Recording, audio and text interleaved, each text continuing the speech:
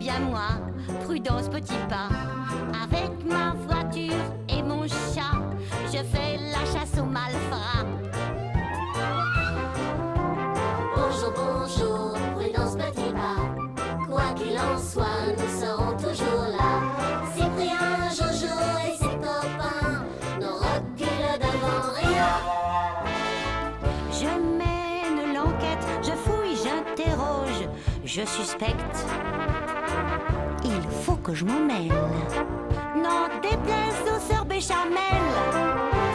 Bonjour, bonjour, monsieur le commissaire. Voici déjà la clé du mystère. Notre joli village de moucherons trouve toujours la solution.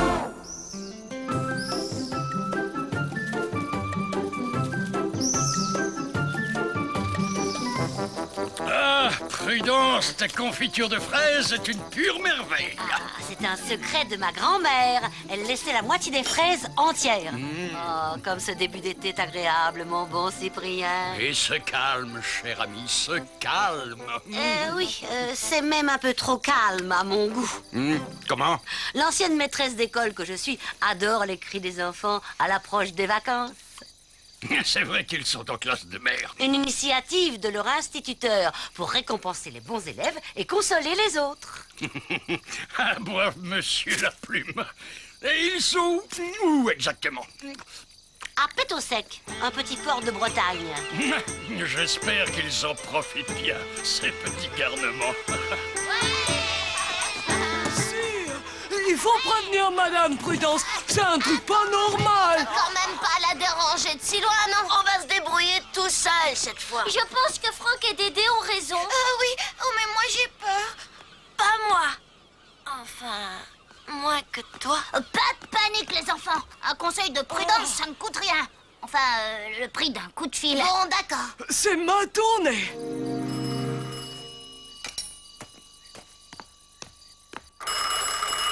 Voilà. J'arrive. Ah, c'est toi, Jojo. Comment ça se passe là-bas? Très bien, Madame Prudence. C'est chouette, la Bretagne. Mais on vous appelle parce qu'on a vu un truc très bizarre. Raconte-moi, Jojo. Oui. C'était comme qui dirait surnaturel. Quand? Où ça? C'est incroyable. Vous ne vous êtes pas un peu monté la tête? Et voilà, personne ne nous croit. Même Monsieur Laplume, il dit qu'on a rêvé. Moi, je vous crois. Je vais réfléchir à tout ça et je vous rappelle. De mauvaises nouvelles, Prudence? Non, plutôt curieuse. C'était Jojo. Les jeunes ont observé un étrange phénomène au cours d'un jeu sur les falaises. De quoi s'agit-il? D'une dégradation atmosphérique brutale et inexplicable. Ah, oh, vous savez, en Bretagne... Le trouble est évident. Je sens qu'ils ont besoin de moi. Ah, décidément. Prudence, toujours partante, hein?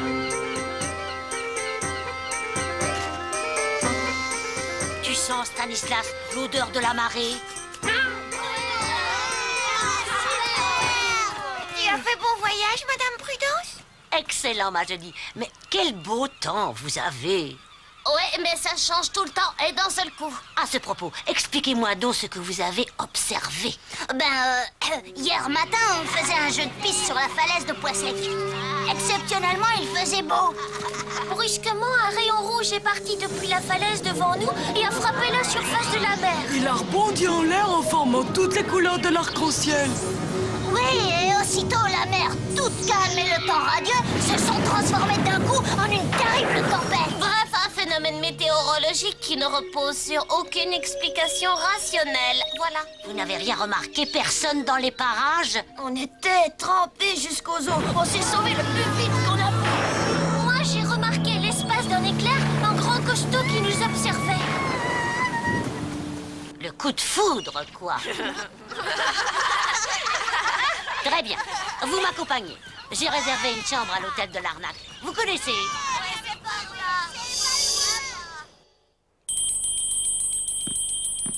Bienvenue dans mon établissement, Madame Petitpas. Loïc Bigorneau, propriétaire, exploitant et cuisinier de cet hôtel depuis plus de 20 ans pour vous servir. Enchanté, cher monsieur. Votre établissement m'a été chaudement recommandé. chaudement avec le temps qu'il fait, c'est vite dit. En tout cas, je suis sûr que vous allez apprécier ma cuisine bretonne. Stanislas et moi-même vous remercions de cet aimable accueil. Stanislas? Ah, bonjour, petit chat.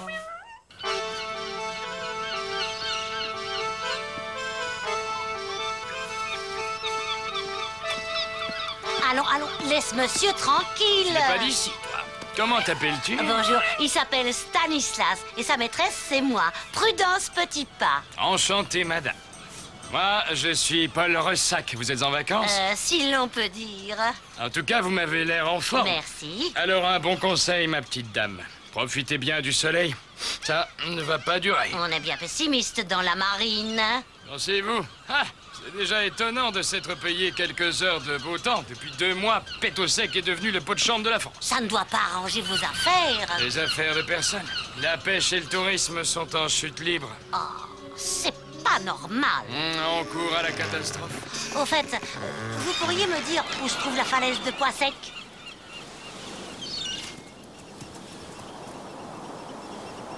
Mon petit Stanislas, je crois que j'ai trouvé un passage.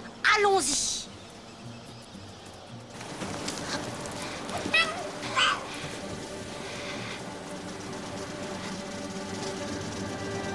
Pas très gai ici. Regarde Stanislas, des traces. Suivons-les.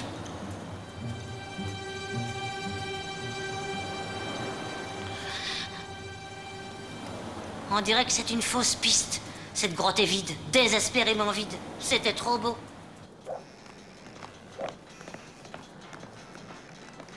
Alors, notre détective préféré, des nouvelles? Ah, Tu es sur une bonne piste au moins? oui, sur une bonne et une mauvaise. La bonne, c'est que j'ai découvert une grotte dans la falaise de Pois Sec. Et la mauvaise, cette grotte est tout ce qu'il y a de plus normal. Et pourtant, je vous jure... Je sais bien que vous dites la vérité, les enfants, et que vous avez vraiment vu ce rayon rouge.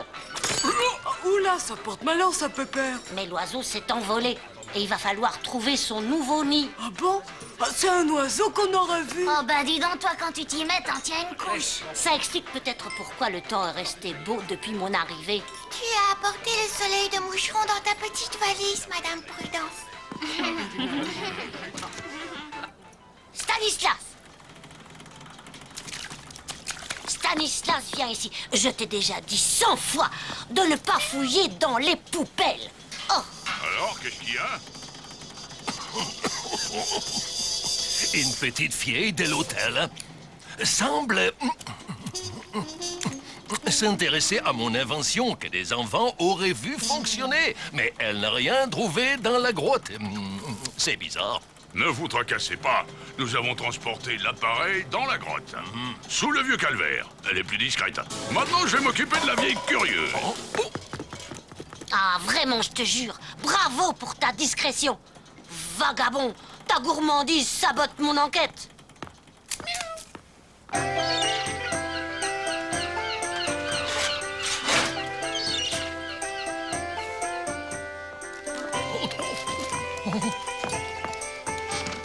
Bien dormi, Madame Petit Pas. Comme des lois. Vraiment, malgré la nouvelle tempête de cette nuit. Dites-moi, le vieux calvaire, c'est loin d'ici? Non, pour une sportive comme vous, c'est à 2 pas. Je vais vous faire un plan.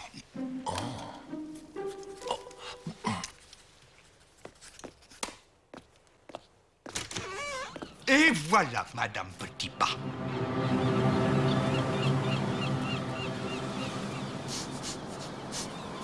Qu'as-tu encore découvert, Stanislas? Pas une arête de poisson? Oh, ça c'est beaucoup plus intéressant. Il faut que j'en ai le cœur net. Courage, ma petite. Tu en as vu d'autres.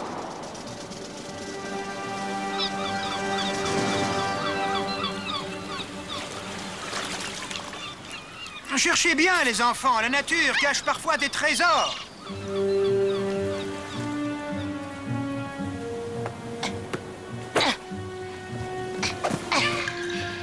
Cette grotte est invisible même depuis la mer.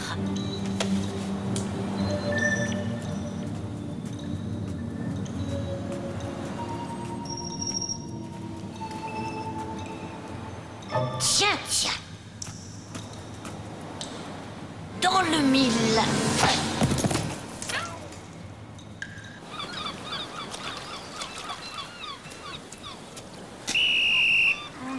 c'est fini pour aujourd'hui. La marée est en train de monter. Nous allons rentrer pour examiner notre récolte. Ouf, pas trop tôt. Je commence à avoir une petite faim.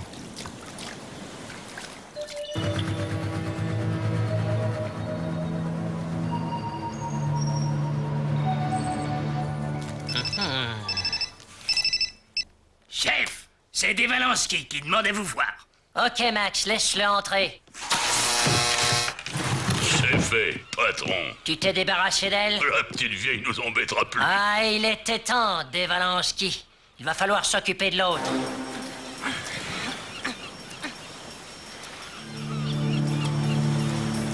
Ma pauvre tête. Oh, rien à faire. Cette fois, ma vieille Prudence, je crois que tu vas boire ton dernier bouillon.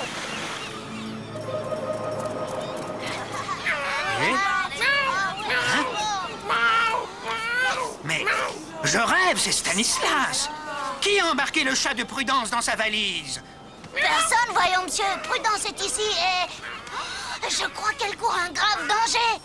Allons-y, les gars. Stanislas, on te suit. Mais les enfants, voyons. Qu'est-ce qu'ils commandent ici? Oh, et Stanislas? Où est mon Stanislas? Oh. Prudence! Oh, les copains, c'est le moment de nous rappeler les cours d'escalade qu'elle nous a donnés sur le mont Cassoulet. Prenez bon, Madame Prudence, on va vous sortir de là. C'est trop tard, les enfants. Allez-vous-en. Je ne veux pas que vous risquiez votre vie pour moi. Va-t'en, Jojo, c'est un ordre. On vous laissera pas tomber. Marie, attention, Jules. Ah oui, avec un coquillage.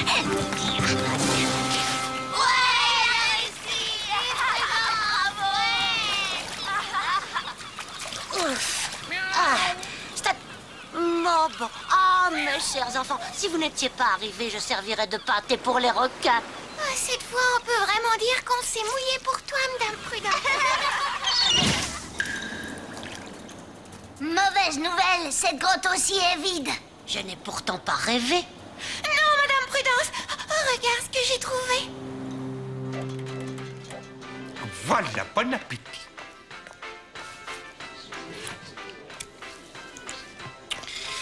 Dites, monsieur, ça ne vous dérange pas si je mange pendant que vous Je fumez? vous prie de m'excuser. J'étais perdu dans mes pensées. Tout va bien, Madame Petitpas. Vous avez l'air un peu soucieuse. Non, j'étais en train de causer à mon voisin de table. Il est charmant. Mais vous cherchez un mari? Oh, je plaisante. C'est un cousin à moi, la branche alsacienne de la famille. Professeur Apfelstrudel. C'est un grand chercheur. Vous n'avez jamais entendu parler de lui? Désolé, non. C'est normal. Apfelstrudel est un chercheur, n'est pas un trouveur. Personne ne le prend vraiment au sérieux. Un doux rêveur qui part se promener seul la nuit sur le Zef, son petit bateau. Tiens.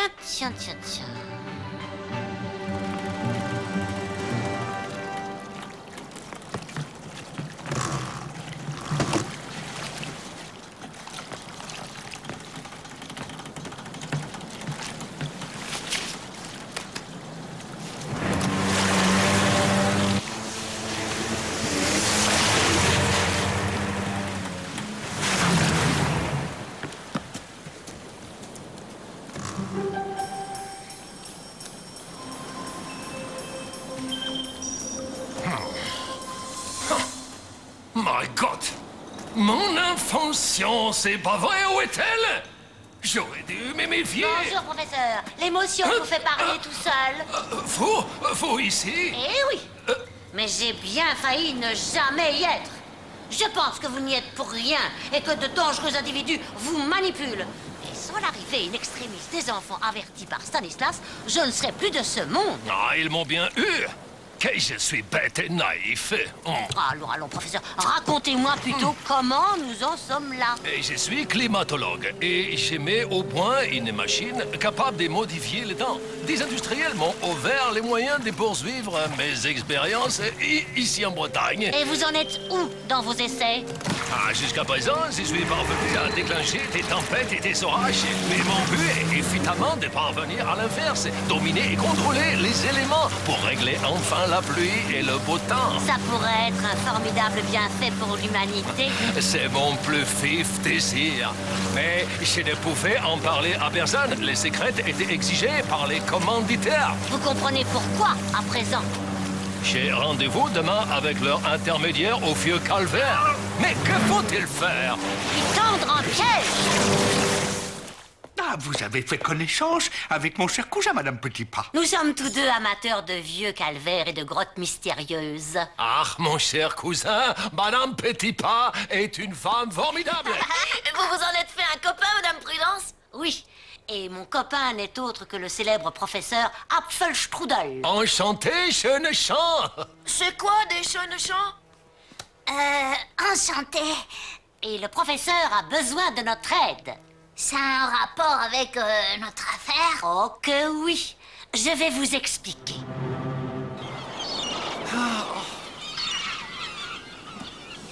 Alors, de quoi vous plaignez-vous, monsieur le scientifique? Où est mon invention? Qu'en avez-vous fait? Oula, relax, Max.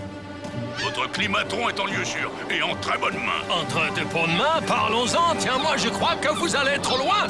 Pour nous, votre invention est parfaitement au point. Mais non, mais non, mais non. Mais si. C'est la détérioration du temps qui nous intéresse, pas son amélioration, pauvre idiot. Je ne vous comprends pas. Que voulez-vous faire? Ce n'est plus votre affaire, professeur Apfelstrudel. Nous n'avons plus besoin de vous. Vous allez être victime d'un regrettable accident, comme cette vieille curieuse de l'hôtel.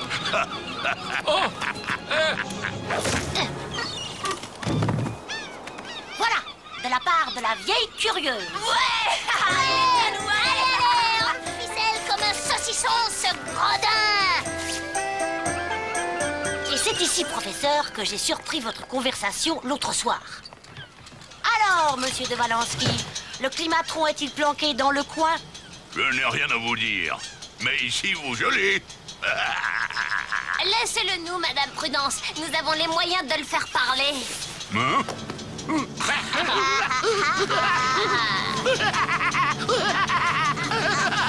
C'est un coriace, Madame Prudence. Nous n'en tirerons rien. Regarde, Madame Prudence, ton chat n'arrête pas de renifler les chaussures du monsieur. Comment se fait-il que ce gourmand de Stanislas apprécie l'odeur d'une paire de chaussures? C'est pourtant pas celle du poisson. À moins que... C'est vrai, il est drôle, votre chat. Drôle? Malin, plutôt. Il me donne une idée. Pas de prix. Pourvu que ça dure. Ça va pas durer. Ça, c'est sûr. En forme, la dame. C'est mon ami Prudence Petitpas. Et vous pourrez l'appeler Madame Grandpas. Quel bon vent! Favorable pour tout le monde, monsieur Ressac. Mais j'ai absolument besoin de votre aide. Tout de suite? Et même plus vite que ça. D'accord, mais je vous en prie, ménagez nos vieilles carcasses. Et voilà toute l'histoire, mes amis. Et comme je vous le disais, mon chat a l'odorat fasciné par les souliers de ce brigand. Il y a bien une raison. Qu'en pensent trois loups de mer au sens aiguisé?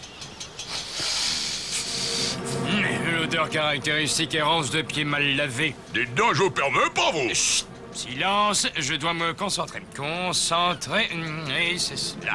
Je sens une odeur subtile de marée et de sauce tomate. Pas de doute, c'est le parfum suave de la sardine à la tomate. Et alors? Et alors? Il n'y a qu'une seule conserverie à Pétosec qui fabrique ce produit. Les entrepôts au Canavo, à l'entrebout du village. Et dites, monsieur, vous êtes aussi fort dans les Dans parfums? mes bras, votre odorat est en train de sauver l'humanité. Moi, je veux féliciter votre nez. Bravo, bravo. Maintenant, nous savons où aller. De Valansky, nous n'avons plus besoin de vos services. À vous, messieurs.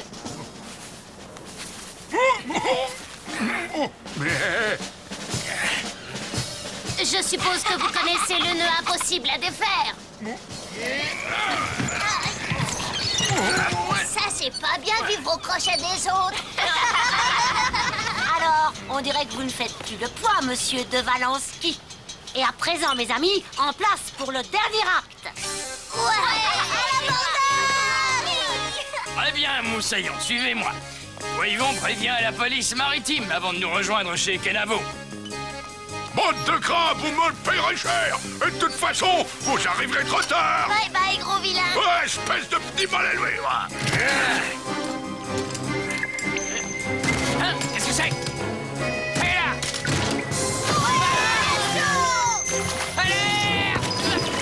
J'espère que vous n'êtes pas allergique à la sauce tomate. Encore elle? Filons vite, tout est perdu. Oh non, le climatron. Courage, les amis, nous les tenons. Rendez-vous, Bonnie. Oh les mains, on ne bouge plus.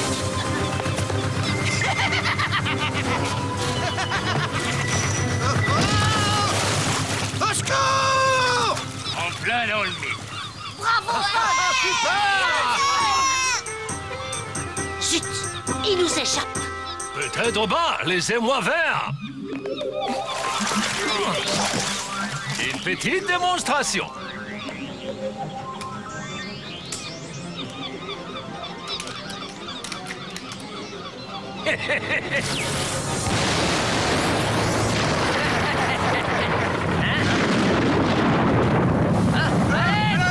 Au secours. Mais on coule.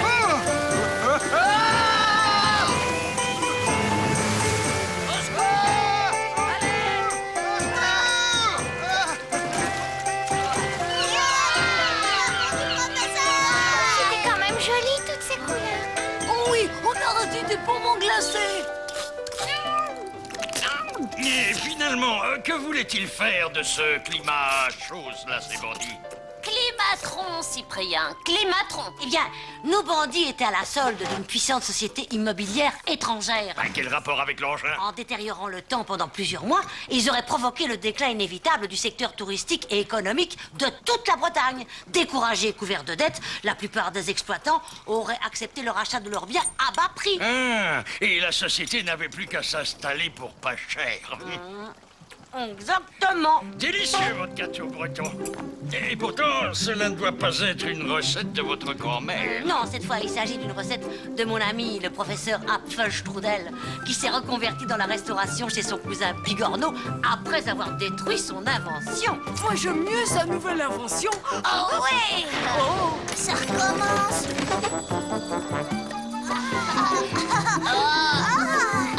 Ah, c'est beau.